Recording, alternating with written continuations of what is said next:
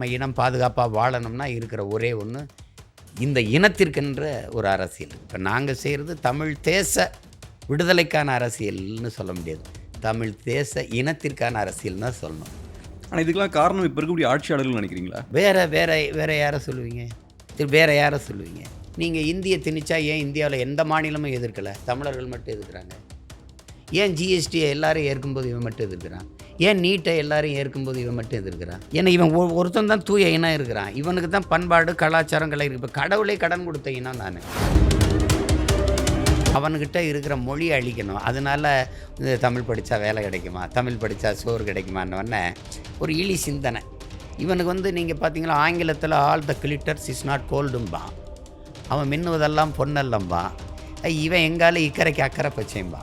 இந்த விஸ்வகர்மா திட்டத்தை நான் எதுக்குறேங்கிறீங்க, ஆனால் கலைஞர் கைவினை திட்டம்னு அதே தான் திருப்பி வேறு பேரில் கொண்டு வரீங்க.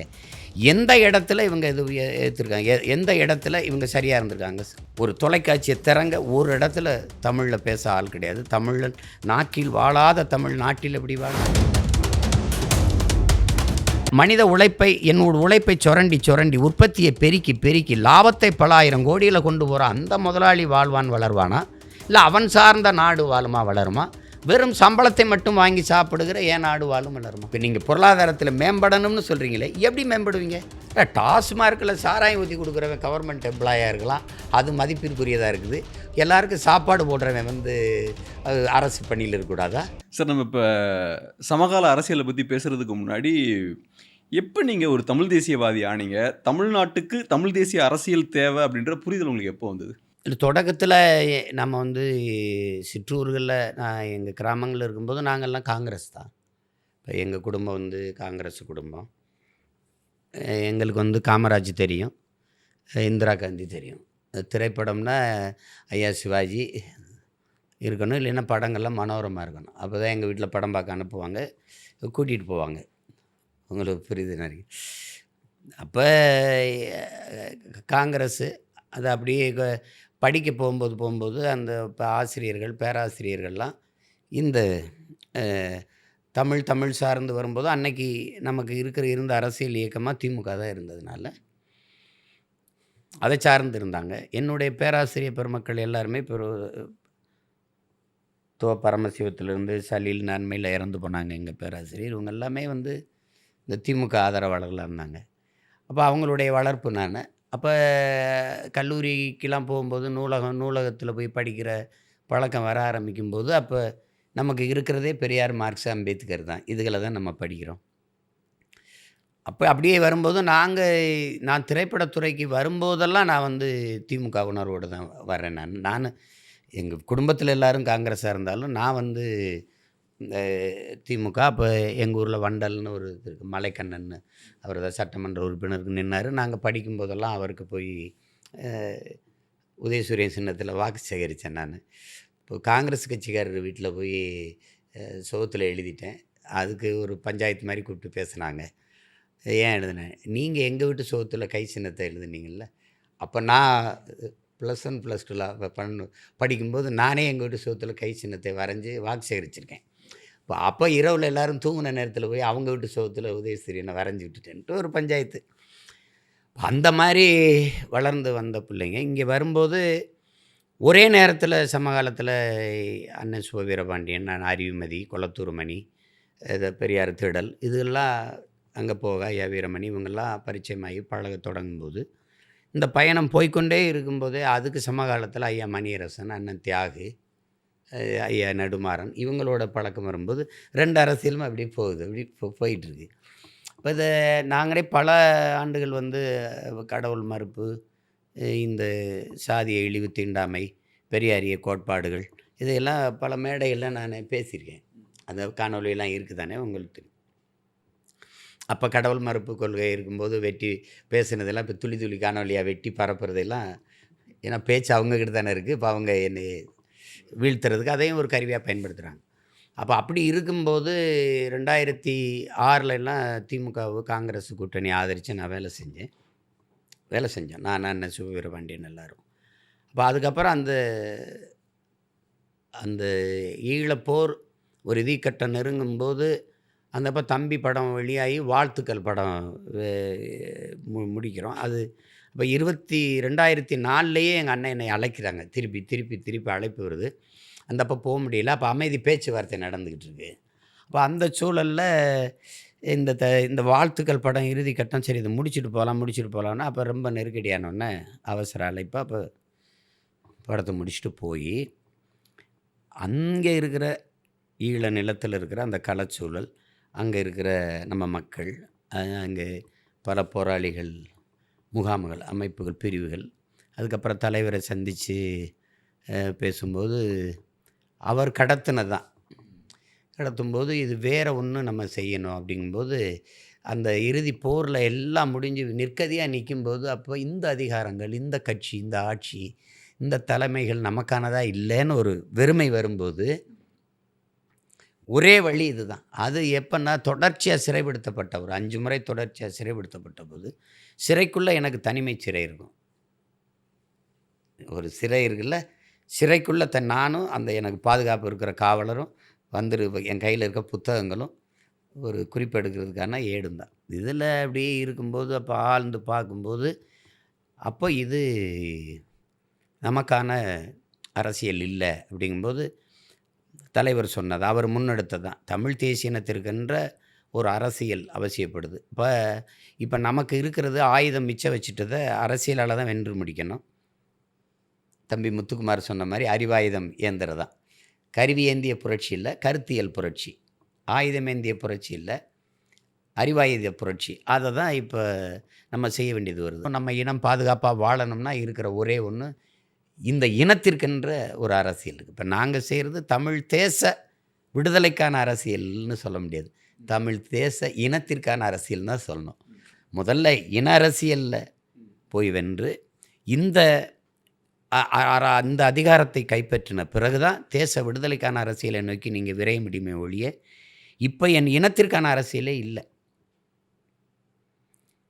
அப்போ தமிழ் மீட்சியே தமிழர் எழுச்சின்னு தாத்தா தேவனைய பாவாணர் சொல்கிறாங்க. இப்போ தமிழகத்தின் தமிழ் தெருவில் தமிழ் என்று பார்த்தா புரட்சி பாவலர் சொல்கிற மாதிரி தமிழகத்தின் தமிழ் தெருவில் தமிழ்னா இல்லை. எங்கே பார்த்தாலும் ஒன்று தமிழத்தில் இருக்கும், இல்லை ஆங்கிலத்தில் இருக்கும். இப்போ இந்த சூழலில் தமிழ் படிக்கிறது இல்லை, பேச முடியாது, எழுத முடியாது, படித்தா வேலை கிடைக்காது. ஆனால் இதுக்கெல்லாம் காரணம் இப்போ இருக்கக்கூடிய ஆட்சியாளர்கள் நினைக்கிறீங்களா? வேற யாரை சொல்லுவீங்க? சரி, வேறு யாரை சொல்லுவீங்க? இப்போ நான் உங்களுக்கு இதன் மூலமாக சொல்கிறேன், எனக்கு ஒரு 5 ஆண்டு கொடுங்க, 5 ஆண்டுகள் கொடுங்க. என் மொழியை எப்படி மீட்டுருவாக்கம் செய்கிறேன், எப்படி என் தாய்மொழி மீட்சி வருது, எப்படி தமிழ் தேசியன எழுச்சி வருது, பாதுகாப்பாக வாழுதுன்னு ஒரு தடவை பாருங்கள். ஒரே ஒரு தடவை வாய்ப்பு கொடுத்து பாருங்கள். நம்ம மொழியை அழிக்க வேண்டிய தேவை உங்களுக்கு ஏன் வருது? அது என்னென்னா உங்களுக்கு எப்படி வருதுன்னா, இந்த இந்திய நிலப்பரப்பில் இருக்கிற தூய இனம் தமிழர் தான் இருக்கிறாங்க. நீங்கள் இந்தியை திணிச்சா ஏன் இந்தியாவில் எந்த மாநிலமும் எதிர்க்கலை, தமிழர்கள் மட்டும் எதிர்க்கிறாங்க? ஏன் ஜிஎஸ்டியை எல்லாரும் ஏற்கும்போது இவன் மட்டும் எதிர்க்கிறான்? ஏன் நீட்டை எல்லாரும் ஏற்கும்போது இவன் மட்டும் எதிர்க்கிறான்? ஏன்னா இவன் ஒருத்தன் தான் தூய இனம் இருக்கிறான், இவனுக்கு தான் பண்பாடு கலாச்சாரம் கலை இருக்குது. இப்போ கடவுளே கடன் கொடுத்த இனம் நான்.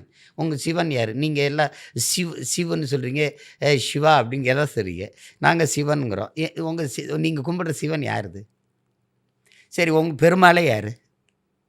நீங்கள் வெங்கடாசலபதின்னு வச்சுக்கிறீங்க, நீங்கள் எதோ யாருன்னு யார் சரி, முருகனை நீங்கள் எடுத்துக்கல, அதை ஏதோ போனால் போதுன்னு எங்களுக்கு அதுவாது அவனுக்கு இருக்கட்டும்னு விட்டீங்க. வேறு எது உங்களுடைய இறைன்னு எது இருக்குது?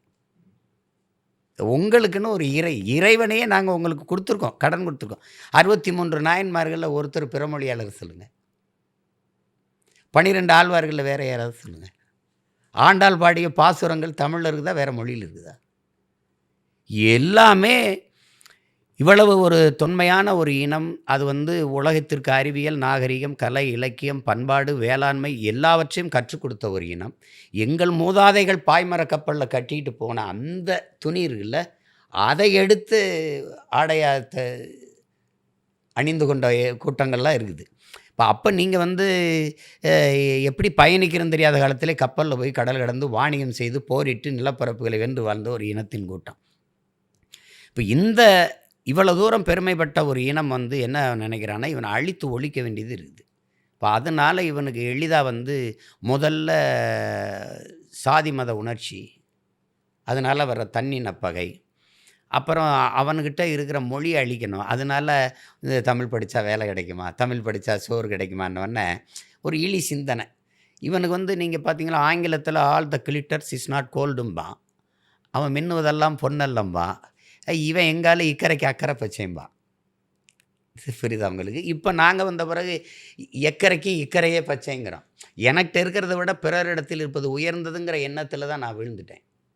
என் மொழியை விட அடுத்தவன் மொழி, என் உணவை விட அடுத்தவன் உணவு. நான் கருப்பாக கூழ் சாப்பிட்டுக்கிட்டு இருக்கேன், நானும் கருப்பாக இருக்கேன். கருப்பாக இருக்க, ஐயோ என்ன கருப்பாக அதை சாப்பிட்றீங்கன்னு. நான் கருப்பு டீ சாப்பிட்றேன், அது கருப்பாக இருக்குது.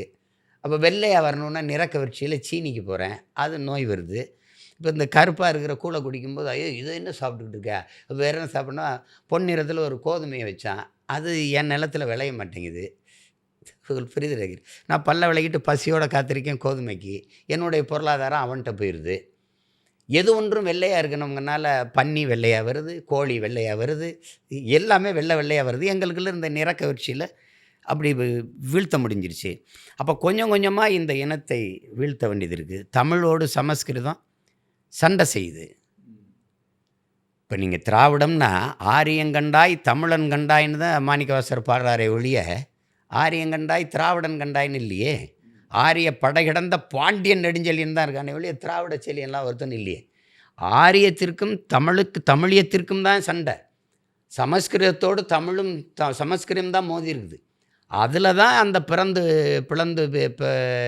பிறந்த குழந்தைகள் தான் கன்னடமும் கலிதெலுங்கும் கவின் மலையாளமும் துளுவும் உதிரத்தில் உதித்ததுவேங்கிறான் பாருங்க.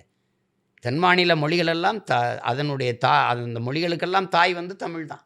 இப்போ இவ்வளவு தூரம் இருந்த இந்த இன மக்கள் இப்போ எப்படி பாருங்கள், இந்தி திணிப்பில் எல்லா மாநிலமும் அமைதியாக இருக்கும்போது தமிழன் மட்டும் என்னரும் தாய்மொழி இறந்து விடுமோன்று இந்திக்கு இங்கே ஆதிக்கமாக எல்லோரும் வாருங்கள் நாட்டினரே, செந்தமிழுக்கு ஒரு தீங்கு வந்த பின்னும் இந்த தேகம் இருந்த ஒரு லாபம் உண்டோன்னு புரட்சி பாவலர் கூப்பிட்டோன்னே எல்லாம் போயிட்டான்.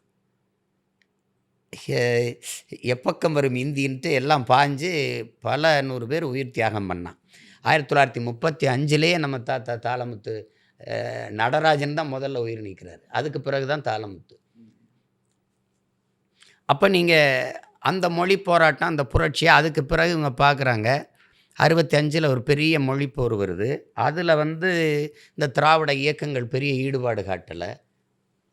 மாணவர்கள் தன்னெழுச்சி, மொழி பற்றாளர்கள் தமிழர்கள் கிளர்ந்து எழுந்து போராடி வரும்போது கட்சியை ஆரம்பிச்சுட்டு எப்படி வளர்க்குறதுன்னு தெரியாமல் திமுக இருக்குது. இந்த மொழி போராட்ட புரட்சியை பிடிச்சிக்கிறது. காமராஜரை தோக்கடித்தது சீனிவாசன் இல்லை, தமிழ். பக்தவச்சல முதலமைச்சராக இருக்கும்போது இவரும் ஒரு வேட்பாளராக இருக்கிறார். காமராஜர் தாத்தா முதலமைச்சர் வேட்பாளர் இல்லை, உங்களுக்கு தெரியுது நினைக்க, அவர் போட்டியிடும்போது. அப்போ இந்தி திணிப்பில் பெரிய இது இருக்கும்போது தமிழ் மேலே இருந்த பற்றில் அவளை தலைவரை இந்த மக்கள் தோக்கடிக்கிறாங்க. இவங்க பார்க்குறாங்க. அப்போ எப்படின்னு பார்த்தா, இந்த மொழி புரட்சியை பிடித்து கொண்டு ஆட்சிக்கு வரும்போது இந்த திராவிட இயக்கங்கள் யோசிக்குது, தமிழனுக்கு உயிர் உடம்பில் இல்லை, அவன் மொழியில் இருக்குது. அந்த மொழியை அழிக்காத வரை தமிழன் அல்லாதவன் இங்கே வாழ்வதும் ஆள்வதும் கடினம்ன்ட்டு முடிவு பண்ணி நம்மளோடவே சேர்ந்துக்கிட்டு வீழ்வது நாமாக இருந்தாலும் வாழ்வது தமிழாக இருக்கட்டும், எங்கும் தமிழ் எதிலும் தமிழ், தமிழன் என்று சொல்லடா தலைமிந்த நெல்லடா, தமிழ்நாடு தமிழருக்கே, எந்த முழக்கமும் அவங்களோடது இல்லை, எல்லாம் நம்ம முன்னவர்கள் வைத்ததை எடுத்துக்கிட்டு நம்மளோட மான் போலவே ஓடி வருது. மான் நம்மால் தானே அப்படின்னு நினச்சிட்டு ஓடும்போது தனியாக மாட்டும்போது டப்புன்னு ஓனாய மாதிரி குறவழி கடிக்கிறது. அதுதான் இப்போ. அதுக்கு ஒரு உதாரணம் சொல்லுங்களேன், ஓனாய் மாதிரி கடிச்சாங்கன்றதுக்கு. இப்போ எந்த இடத்துல தமிழ் இருக்குது? இந்தியை எதிர்த்துங்கிறீங்க, எங்கே இந்தி இல்லை? இந்தி கட்டாய பாடமாக வந்துருச்சு, எல்லாரும் படிக்கணும்னு வந்துருச்சு. அப்படியே சரியாக படிக்க முடியலையா, நீங்கள் தனிப்பாடம் வச்சு தனிப்பயிற்சி வச்சு கற்றுக்குறங்கன்னு வந்துருச்சு. எங்கு பார்த்தாலும் இப்போது ஜல் ஜீவன் ஒரு நீர் திட்டம் வந்துச்சுன்னா அதை அப்படியே தான் பேர் வைக்கிறாங்களே ஒழிய இவங்க எங்கே மாற்றிருக்கிறாங்க? இந்த விஸ்வகர்மா திட்டத்தை நான் எதுக்குறேங்கிறீங்க, ஆனால் கலைஞர் கைவினை திட்டம்னு அதையே தான் திருப்பி வேறு பேரில் கொண்டு வரீங்க. எந்த இடத்துல இவங்க இது ஏற்றுருக்காங்க? எந்த இடத்துல இவங்க சரியாக இருந்திருக்காங்க சொல்லுங்கள். உங்கள் எல்லாருக்கும் தெரியும், தமிழ் இல்லை வணிக நிறுவனங்கள், இங்கே ஸ்ட்ரீட்டு தெரு இல்லை, நிலச்சாலை இல்லை, அவென்யூ, செக்டர் தான் இருக்குது. பிரிவு, விரிவு, எக்ஸ்டென்ஷன் கிடையாது, விரிவு கிடையாது, செக்டர் பிரிவு கிடையாது, ஃப்ளாட்ஸ் தான் இருக்குது, அடுக்கம் கிடையாது. எது ஒன்றுமே ஒரு சொல்லு கூட மீட்டுருவாங்க, எல்லாம் அப்படியே விட்டாங்க. ஏன்னா அவங்க மொழி கிடையாது.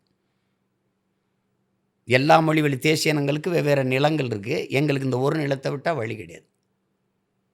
ஒரு தொலைக்காட்சியை திறங்க ஒரு இடத்துல தமிழில் பேச ஆள் கிடையாது. தமிழன் நாக்கில் வாழாத தமிழ் நாட்டில் எப்படி வாழும்? சார் ஒரு சின்ன ஒரு கருத்து மட்டும் பகிர்ந்துக்கிறேன். இப்போ என்னன்னா, இப்போ இன்னைக்கு நம்ம இங்கிலீஷ் பேசுகிறோம்னா அது காரணம் என்னன்னா, வெள்ளைக்காரன் வந்து ரொம்ப பவர்ஃபுல்லாக இருக்கான், இந்தியா வரைக்கும் வரான், இந்தியாவை ஆட்சி பண்ணுறான். ஸோ நேச்சுரலாக ஒரு மொழி இங்கே வருது. சும்மா அதெல்லாம் சும்மா தம்பி. நீங்கள் நீங்கள் ஃப்ரான்ஸ் சரி சொல்லுங்கள் சொல்லி இன்றைக்கும் பார்த்தோன்னா இன்னைக்கு யூரோப்பியன் கம்பெனிஸ் பார்த்தோன்னா இங்கே ரொம்ப பவர்ஃபுல்லாக இருக்காங்க. ஸோ அங்கே வேலை பார்க்கும்போது நமக்கு அவங்களோட மொழி தேவைப்படுது.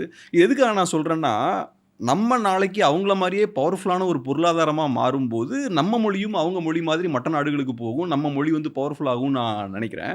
ஸோ நம்ம பொருளாதாரத்தை ஃபோக்கஸ் பண்ணாலே மொழி மீண்டு வந்துடாதா? நீங்கள் மேம்படவே முடியாது. நீங்கள் எப்படி நீங்கள் பொருளாதாரத்தில் அவன்கிட்ட போய் வேலை செய்கிறதுக்கு நமக்கு ஆங்கிலம் தேவைப்படுதுன்றீங்க. என்ன வேலை செய்கிறீங்கன்னு கேட்டால் என்ன பதில் சொல்லுவீங்க? கால் சென்டர் அப்புறம் அவுட் சோர்சிங்லாம் பண்ணும்போது அவங்க மொழி தானே பேசி ஆகணும். இதனால் நீங்கள் பொருளாதாரத்தில் மேம்பட்டுருவீங்கங்கிறீங்க.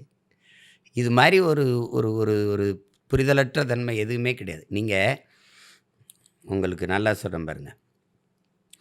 ஃப்ரான்ஸ் வந்து பிரிட்டனுக்கு காலடியில் இருக்குது, 30 கிலோமீட்டர் தான். ஜெர்மன்லாம் ரொம்ப கிட்ட கிட்ட இருக்குது. ஒரு எழுத்து வந்து ஆங்கிலம் கலந்து பேச மாட்டாங்க, ஒரு வார்த்தை பேச மாட்டாங்க, ஒரு எழுத்து ஆங்கிலம் கலந்து எழுத மாட்டாங்க. கரெக்ட். அது எப்படி அவங்க வாழ முடியுது?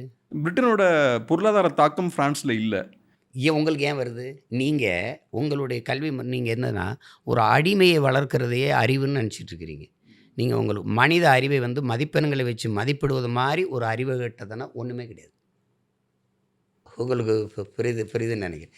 ஆக படைச்ச ஆழ்வாயிட்டுசன் பெரிய கல்வியாளன் இல்லை. உங்களுக்கு விளங்குதில்ல? இப்போ நீ இதில் நுட்பமாக பாருங்கள். நீங்கள் அவனுடைய ஐரோப்பிய கம்பெனிகள் வெள்ளைக்காரங்க நிறுவனங்கள் இங்கே வருது, அதனால நமக்கு வேலை வருது அப்படிங்கிறீங்க. உங்களுடைய ஆங்கில புலமைக்கு வேலையா, உங்களுடைய கணினி பொறியியல் அறிவுக்கு வேலையா? ஆங்கிலம் அமெரிக்காவில் போய் நீங்கள் வேலை செய்கிறீங்க, நீங்கள் இந்த கணினி துறையிலே சாஃப்ட்வேர் நிறுவனத்தில் வேலை செய்கிறீங்கன்னா ஆங்கிலம் அவனை விடவா நீங்கள் நல்லா தெரிஞ்சு பேசிட போகிறீங்க? அவன் தாய்மொழியோடவா உங்களுக்கு தெரிஞ்சிட போகுது? உங்கள் கணினி பொறியியல் அறிவுக்கு தான் உங்களுக்கு வேலை கொடுத்துருக்கான்.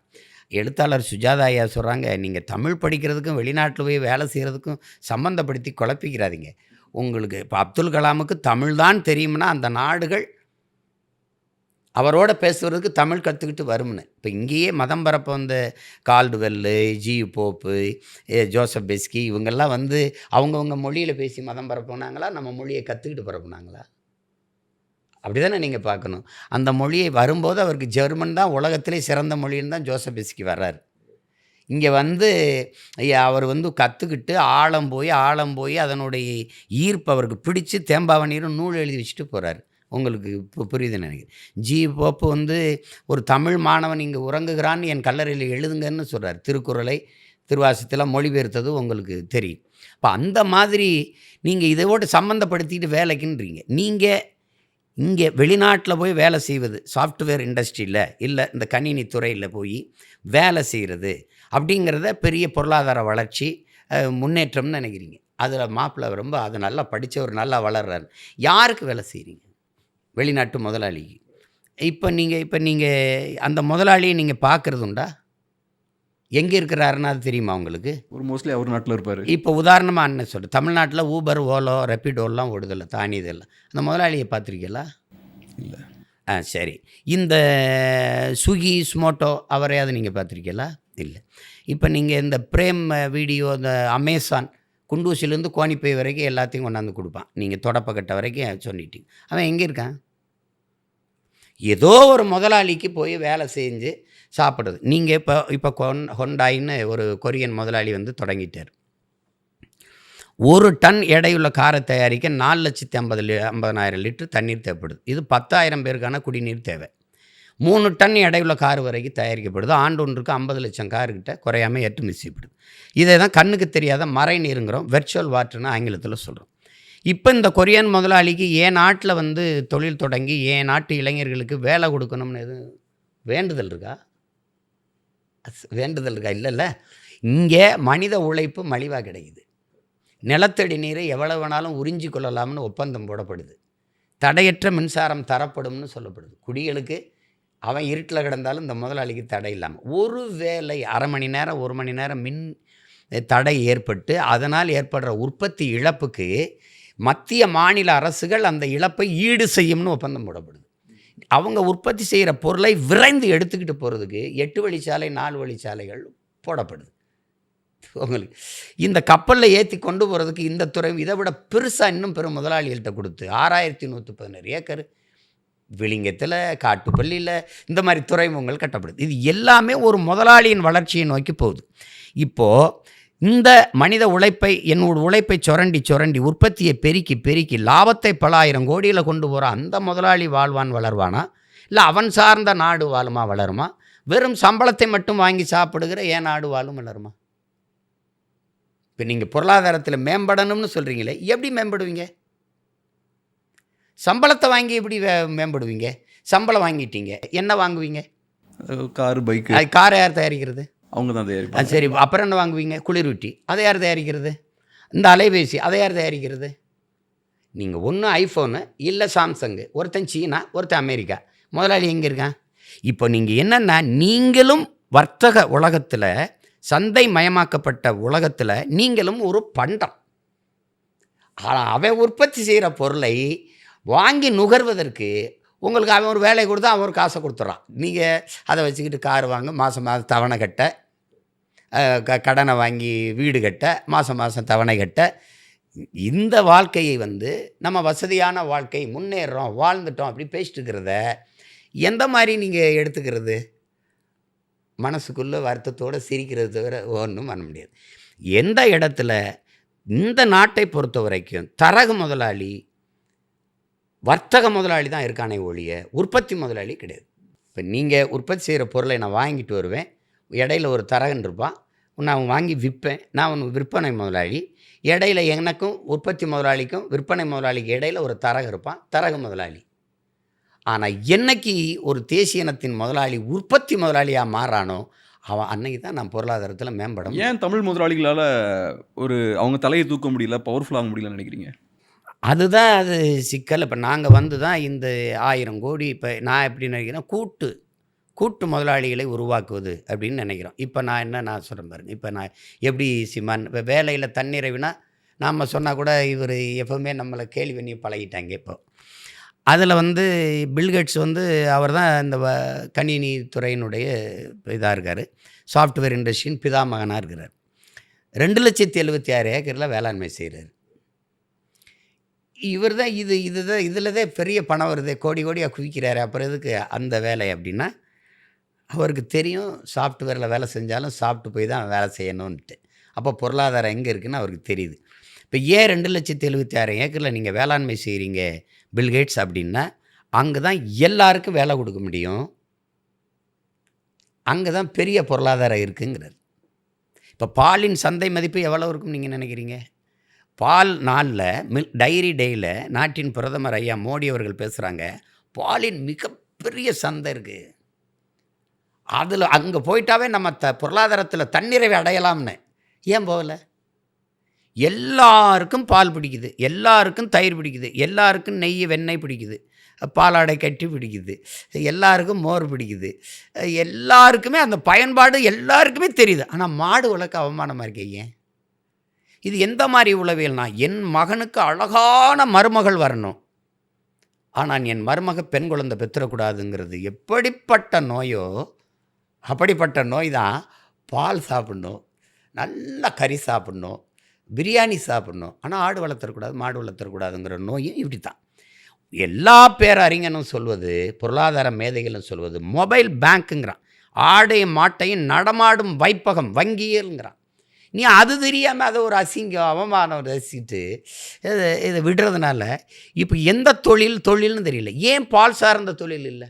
தாத்தா மாதாவரத்தில் பால் பண்ணை ஆரம்பித்தார்ல, அரசு இதில், அதில் வேலை செஞ்செல்லாம் அரசு வேலைக்காரன் தானே, அரசு பண்ணி தானே இருந்தான். ஏன் அதை முன்ன டாஸ்மார்க்கில் சாராயம் ஊற்றி கொடுக்குறவன் கவர்மெண்ட் எம்ப்ளாயாக இருக்கலாம், அது மதிப்பிற்குரியதாக இருக்குது.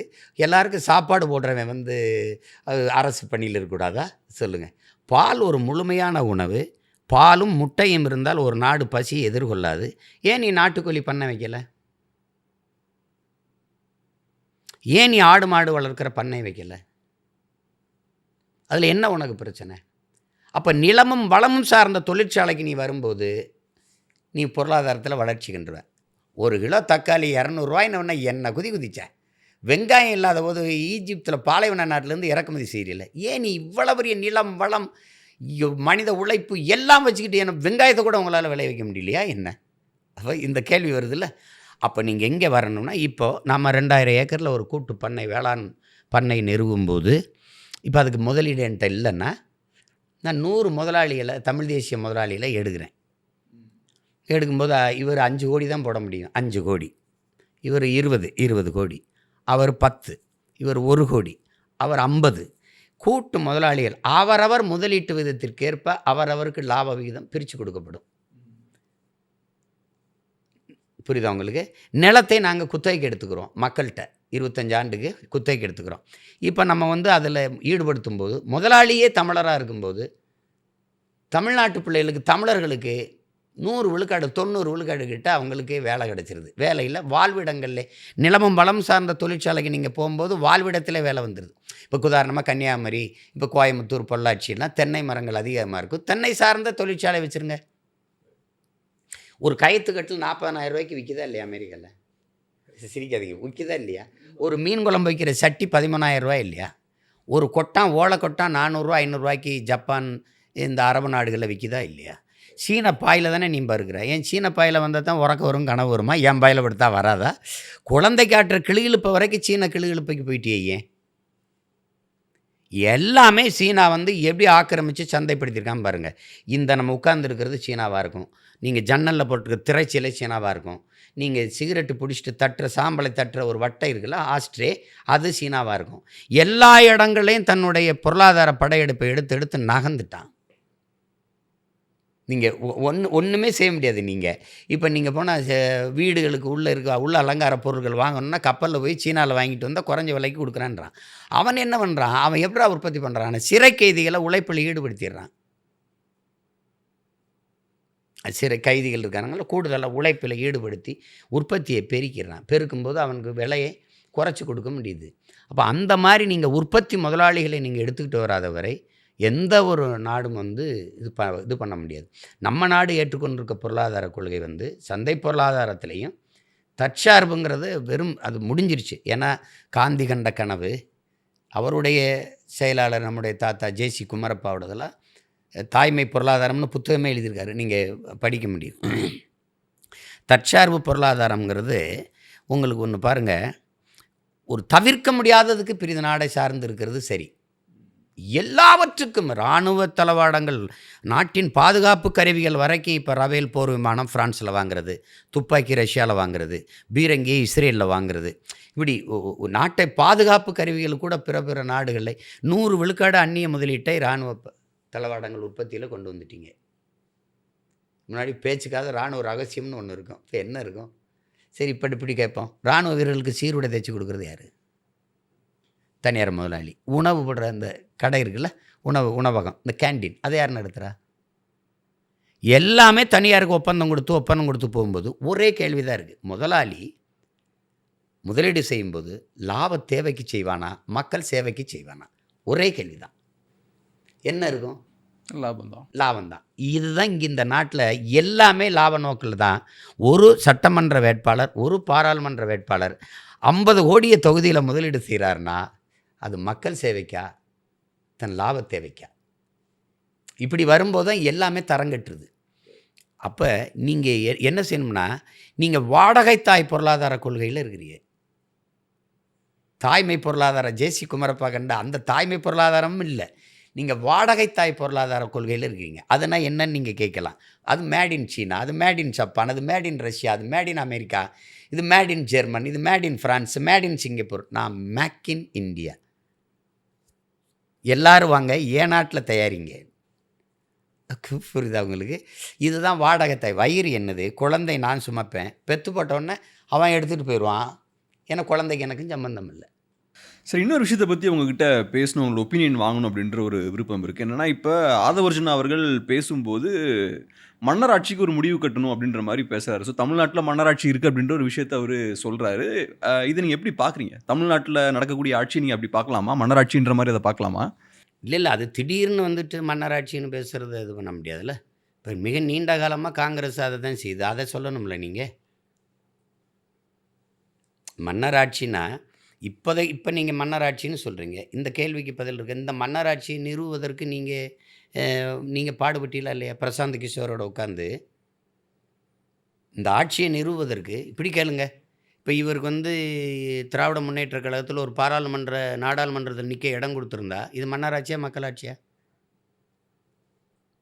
ஒருவேளை விடுதலை சிறுத்தைகள்ட்ட போறாங்க. இங்க 3 இடம் குடுத்து, ஒரு பொது தொகுதி குடுத்து, அதில இவர நிக்க சொல்லியிருந்தா, மன்னராட்சின்னு சொல்லுவாரா? மக்களாட்சின்னு சொல்லுவாரா? இந்த மன்னராட்சியின் தொடக்கம் நீங்க சொல்ற வழி வழியா வாரிசு வாரிசுன்னு வந்தா, அதனுடைய தொடக்கமே அதன் முன்மாதிரியே காங்கிரஸ் தானே! இப்ப இவ்வளோ பேர் இருக்கும்போது அந்த கட்சியில, கேரளால வயநாடுல நிக்க பிரியங்கா காந்திய விட்டா வேற ஆள் இல்லையா? அதையும் கேட்கணும். நீங்க நீங்க புரியுதா? அப்ப அத போய் அது தேவைப்படும்போது திடீர்னு இப்ப நீங்க இப்படி பாருங்க, அம்பேத்கர பேசணும். இப்ப இன்னைக்கு திடீர்னு அம்பேத்கர் யாருக்குமே தெரியல. அம்பேத்கர நாங்க கொண்டு போறோங்கிறத நீங்க எப்படி ஏற்கிறீங்க? எப்படி பார்க்குறீங்க? நீங்க எப்படி பார்க்குறீங்க சார்? ஏன்னா நீங்க அம்பேத்கர் அவர்கள பத்தி தொடர்ச்சியா பேசிக்கிட்டே இருக்கீங்க. அதான் அதெல்லாம் பார்க்கும்போது இதா இருக்கு. இன்னைக்கு திடீர்னு அம்பேத்கர் அப்படின்னு பேசுறது பார்க்கும்போது, இப்ப நெறைய வாத்தியார்கள் இங்க இருக்காங்க. அந்த வாத்தியார்களுக்கு ஒரு மாணவர் பாடம் எடுத்தா எப்படி இருக்கும்? வாத்தியார்கள் மனநிலையில எப்படி இருக்கும்? சிரிச்சுட்டு போ வேண்டியதுதான். அது மாரி தான் இது. இப்ப நீங்க அதில தமிழ் தேசியத்தை நீங்க சொன்னதுக்கு அந்த இடத்துல நான் முற்று வைக்கல இன்னும். உலக பொதுமைக்கான அரசியலை முன்னெடுக்கிறது தான். எங்க தலைவர் தமிழீழ நாட்டை வெல்வதற்கு போராடினாங்கிறது, அது தமிழர்களுக்கான தேச விடுதலைன்னு நீங்க பார்க்கக்கூடாது.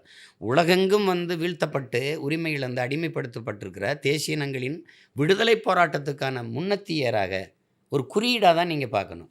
அப்படி நாங்க எடுத்து வைக்கிற அரசியல். இப்ப மரம், செடி, கொடி, புல்லு, பூண்டு, பூச்சியை கொல்லக்கூடாதுன்னு நாங்க பேசுறவங்க, சக மொழி பேசக்கூடிய மொழிவழி தேசிய இன மக்களை வெறுப்போம்னு பேசுறது, அதுதான் ரொம்ப கொடுமையானது இது. அதுதான் ரொம்ப கொடுமையானது.